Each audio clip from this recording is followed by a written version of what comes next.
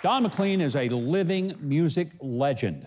As a singer and songwriter, we all know that he is best known for the 1971 hit song, American Pie.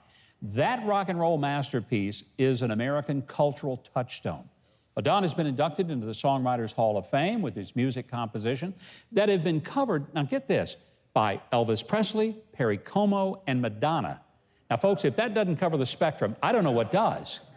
Anyway, Don's And I Love You So was even chosen for Prince Harry and Meghan Markle's wedding day love song. I am so proud to welcome Don McLean. Don, thank you for coming.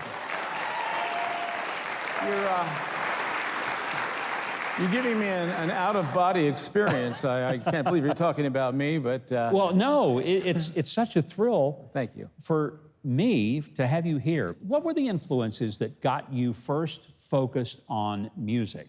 Well, I have three kinds of music that I understand. Old-fashioned popular songs, early rock and roll, like from the 1950s through the 60s, and then near the middle 60s, I kind of lose it. And a lot of people lost it in the middle music. of the 60s. Folk music is another big influence. So I know folk music well, and those kinds of things. But I like the simple rock and roll, you know, Buddy Holly and Gene Vincent, and the Beatles came along, and they did so many different things. In so many, they weren't like a single sound, and that really impressed me. I love the diversity. They would try a whole new melody and a whole new way of writing a song. So I would do that. Like Wonderful Baby is not like Castles in the Air, which is not like And I Love You So, which is not like American Pie. They're all different, and so that was what I tried to do, and that's what got me, those influenced me. One of the big honors that you've had was getting a star in the Hollywood Walk of Fame. Do you take that stuff, I mean, Songwriters Hall of Fame, Hollywood star, does it just sort of go in and out, or is it like, wow, I got to cherish and savor this moment? Most of the time, I can't believe it's happening.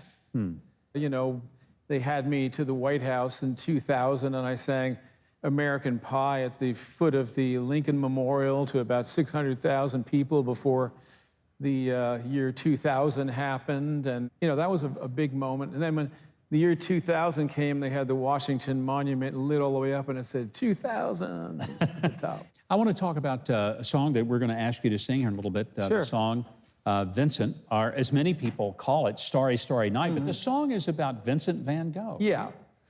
Well, I never, you know, I read this book by his brother, Theo, and, you know, I wanted to do something about an artist. And I never really heard a folk song, a pop song, or an old rock and roll song that was ever about a painter.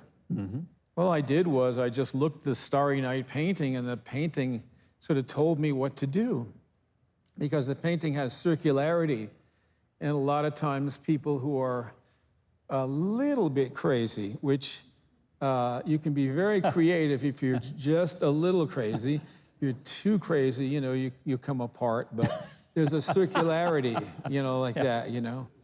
Yeah, just sang it into a tape recorder. That's how I write. I just sing, stuff comes out of me, and I start to sing it, make it up. You know? And the next thing, you've got a hit song.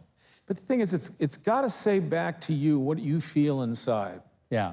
That's the thing about a song and songwriting that a lot of people might not know.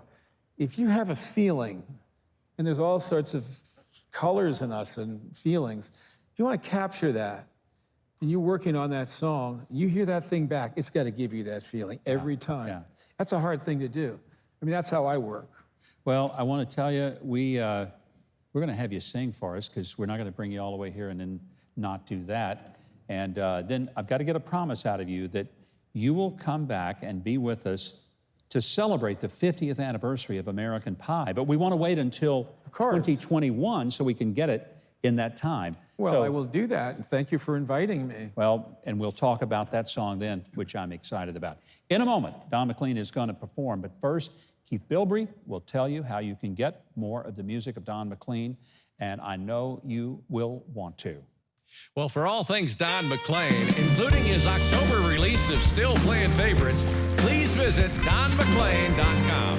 And you can listen to all of Don McLean's music on Spotify.